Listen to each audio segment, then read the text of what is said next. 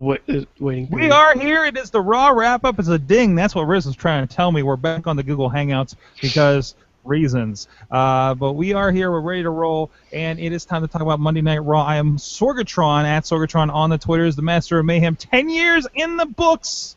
Or this is our 10th year. I forget how that math works. Not yet. This is our 10th anniversary, our 10th start to the year, right? You're not there yet. Sorg. We're going to have a big party. I just got the notification of the 5-year party today on Facebook, and we got a big party happening this Thursday. Our friends looking for group, but that's not what this show about. This show's about Monday Night Raw, the thing that we've been watching for far, far too long, the Monday tradition. And with me to help me with that, also from the greater Pittsburgh area, is the Riz of Riz Plays Games, and he is the guy that's been blocked by CM Punk. I double-checked because I was curious. The Mayhem Show and Indie Wrestling .us have not been blocked, and I thought that one might be because we kind of say, hey, we have CM Punk DVDs, stuff like that. Well, it takes skill, Sorg. Is this skill, really? Is it really skill that's doing this? No? No. It's just him being a dick. Oh.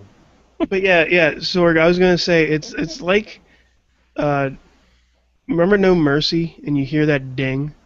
Yeah? That's what you have to wait for. We're talking about the Google Hangout again. Yes. Inside baseball, but Yes. this is the way. Also with us from Poughkeepsie, New York, where apparently there's more wrestling fans and podcasts than Mike knew about, as he's discovering himself and his surroundings. It's Mad Mike. Hey, Sorg, do you know how long we've been watching Raw? No, this is a legitimate question. I have not been watching it for 23 years. 5 years. 23 years, Sorg, and that's just tonight's episode. Yeah. Yeah, probably. Actually, This is the 23rd birthday of Monday Night Raw. It's weird. 23 years ago, Bobby Heenan was kicked out of the Manhattan Center, you guys. Yeah. That you can celebrate. It's weird because you guys are on your 10th. We're on our 10th. They've done this for 13 more years than that. Mm-hmm. What does that say? Are we we the Sorg, longest you know what it means? episodic wrestling commentary podcast out there? No, because we took breaks, Sorg. Yeah, and we don't do it weekly. We take breaks. We have an off season. That doesn't count. We take 3 weeks off. Sorg, And then once in a while when I gotta puke. Sorg, I listen to a podcast that's done it a year longer than us. Yeah. Yeah, I know. And plus, I mean, one day we just need to outlast them. I think TalkShoe wants us to expand to 3 hours. Yep. I think that's my prediction. My prediction is coming true, Sorg. Wow. I told you. But anyways, this is about Monday Night Raw. This is what the people are here to, is to see what these people that they don't know think about Monday Night Raw. So, guys, it was a slog tonight. I don't know what it was. I know what it was. It seemed like it was in the mud. It was very much in the mud. What it was. What was it, Mike? New Orleans? Well, A, New Orleans. 2, the opening promo that says, hey, guess what? We're going to have a 35-man match in the main event. Mm-hmm. So be prepared to see a long set of matches featuring only a few people. But it was even less than that. Yeah. Well, we didn't even deliver on our promise. We had our Kevin Owens match, which you could have built and actually kind of made me kind of want to see, leading to everybody staying outside with their arms crossed. What? Why? You could have built towards the Royal Rumble where 30 men are in the same ring. Sorg, do you want to know why we got what we got tonight? Why do we get what we get? Because college football has a playoff in the finals tonight, so no one's going to be watching wrestling. Next week, we'll do it for real. That's the reason. That's the reason. Punishing the rest of us fans, right? Why don't you do something interesting and make people feel like they missed something, and maybe they'll pick you over college football next time? Jeez. Well, it's the college football playoffs. Although there was a really good 35 minutes in there. There was. There was a really good 35 minutes. And it involved something that hasn't been utilized very well, which were the divas. Yes. First the non-match segment thing that happened in the ring was awesome. Yeah, Charlotte got attacked mid-split. Mid-split, almost got into the whatever the arm breaker submission thing, the arm bar. The disarmer. The disarmer, because she loves her puns. And then we had a really good, serious Becky Lynch promo. And then, I mean, even Flair looked good. And also, we didn't have to watch Brie Bella wrestle. And he's half drunk all the time. But yeah, that part was good. New Day, I'm sure, was pretty good. No, New Day didn't even really get to shine tonight. Yeah. They were in the highlight reel of Chris Jericho, and they got to do nothing. Well, they did get to do something in the main event, which was just get their ass beat.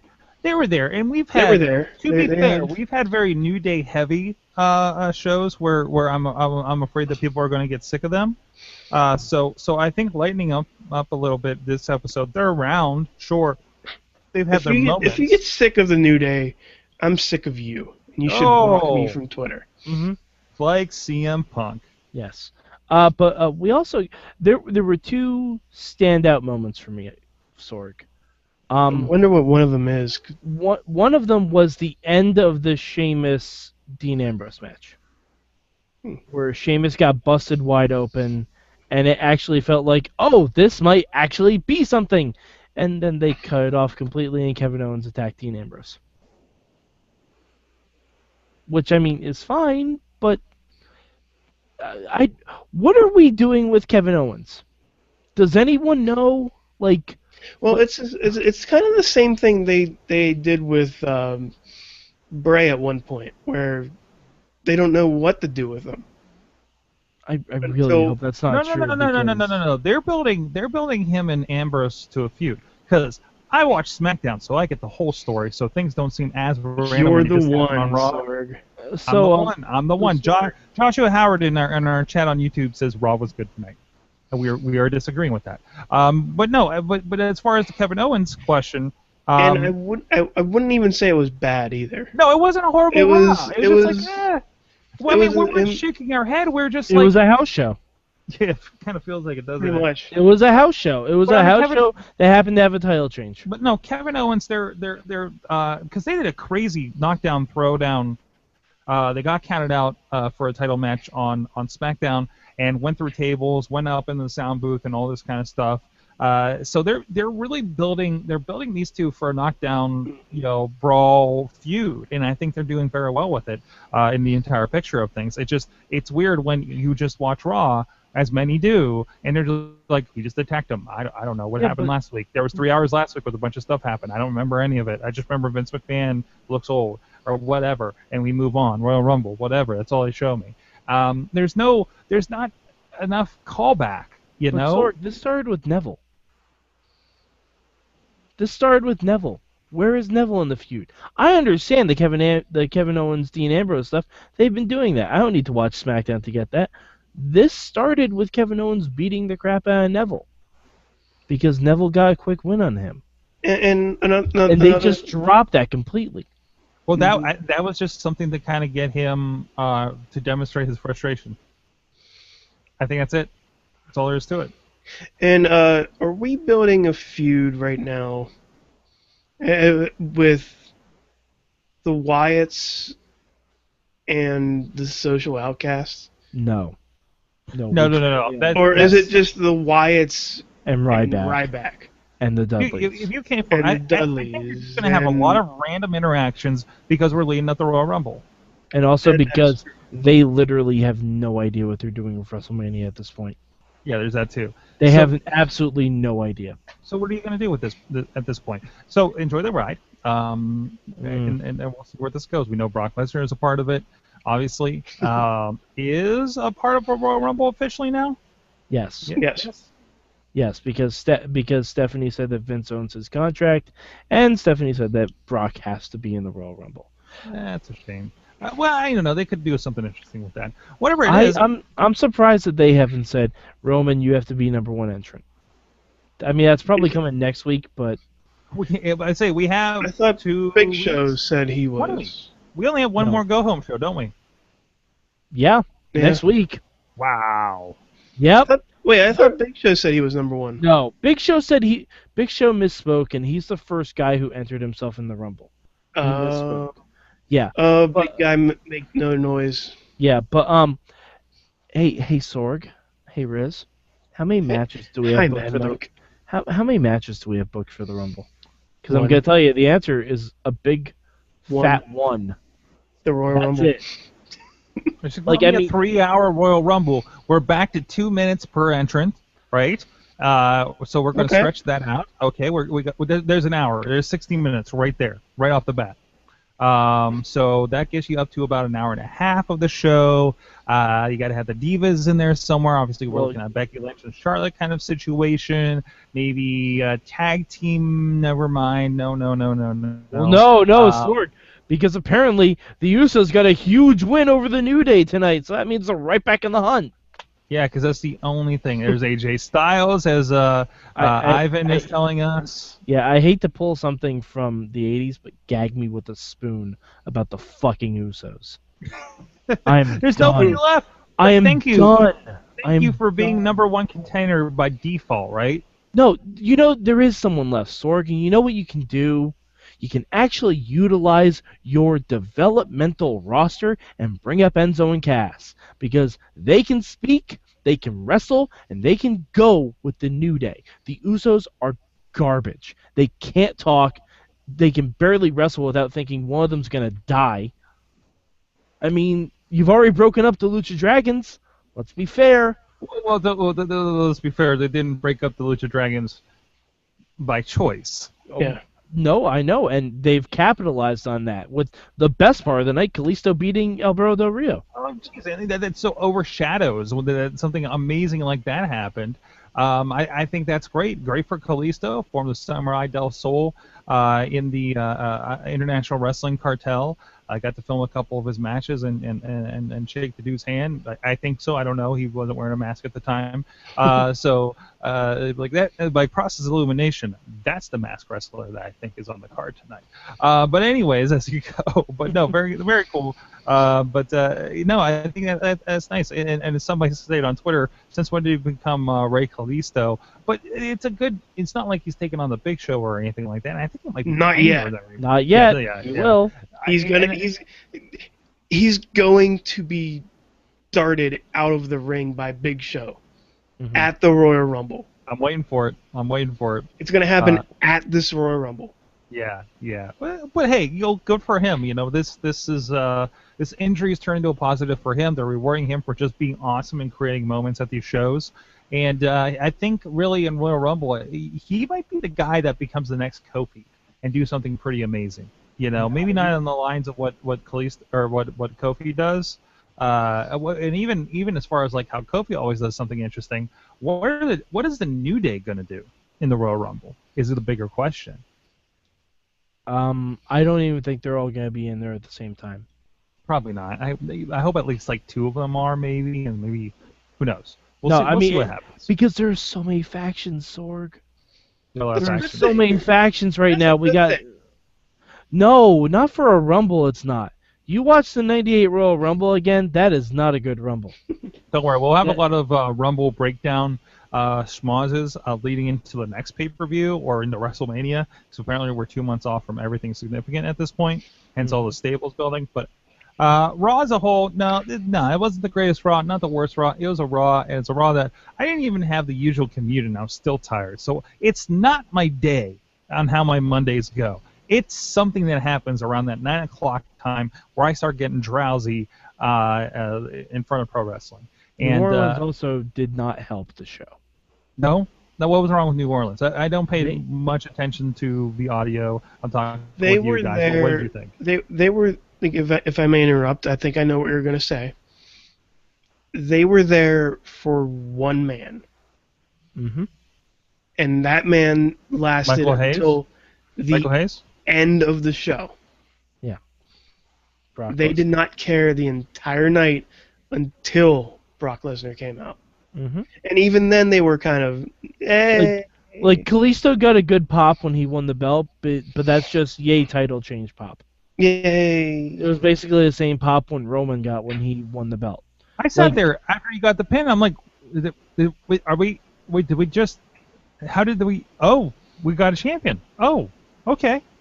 Yeah. Yeah, but that was your reaction. Mm-hmm. They did not. Most of the people in the crowd didn't really attack, didn't really cheer, didn't really care that Kalisto won until something happened. Until something like they said, "Hey, you're supposed to fucking cheer for this guy." Yeah, New Orleans was mostly there in spirit. Until Brock Lesnar came out. And even then, Brock Lesnar came out and suplexed the 3 guys that people want to cheer. Mm-hmm. The New Day. Like, why not feed Stardust and the Ascension to Brock instead of the New Day?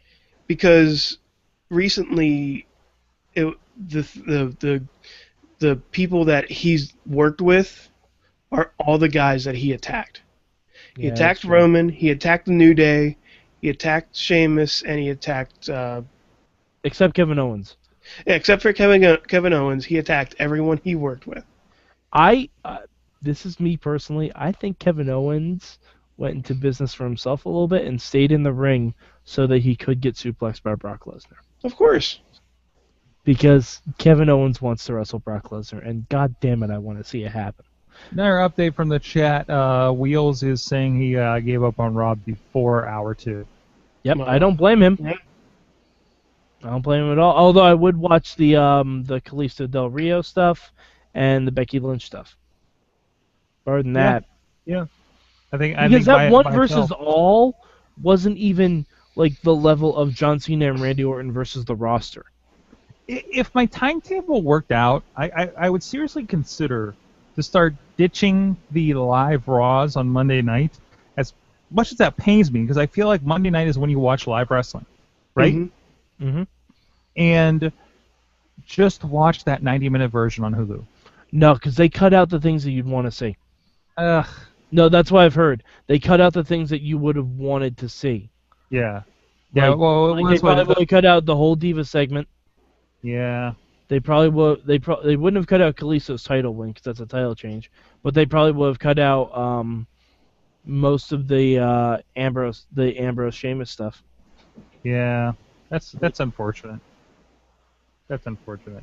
All right. Well, lastly, and you definitely wouldn't get any social outcasts. I don't want to get into like some of the other discussions we had about Hall of Fame or anything on our hangout. I think that's more for a discussion on the main show. What are your initial thoughts, quick thoughts on Sting being inducted into the Hall of Fame?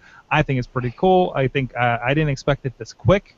Although I guess I should have. I think about it, and I wonder if it's a case of, because of his last injury that they sped it up, or what the case might have been.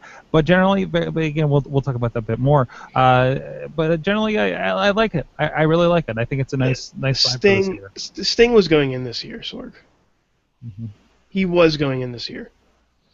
Because I don't think they were gonna wait like another year and have the same situation that his friend Ultimate Warrior had, where he was too beaten up and couldn't pass out or something like that. They don't want that anymore, and they wanted him to be the headliner, and so he is. Like next year, I believe Van Mike was on the Hangout saying, next year you're probably going to have the Undertaker. Next year is the Undertaker or Rock. Depending on if Taker wants to wrestle. And then the year after that's The Rock, and then so on and so forth. So you're going to have Sting headline this year, and you're probably going to have this is probably just me, but they're probably going to have a lot of WCW tie-ins to this one, to this Hall of Fame. Because I see Vader, I see a lot of other guys in this, but for Sting, it's good that he starts out that way first. Out of the few remaining people I think that can headline a Hall of Fame, Sting's the best choice. I just hope Dixie Carter is there to induct him. Well, there you go. The first TNA and WWE Hall of Famer. Actually, there is one more headliner that I didn't discuss, and that's Kurt Angle. Kurt Angle could go in next year too. Yeah, if everything goes to plan. In other words, when he's done with TNA in March, he might even show up at WrestleMania. Yeah. If he sees one more time, he probably will be done with TNA.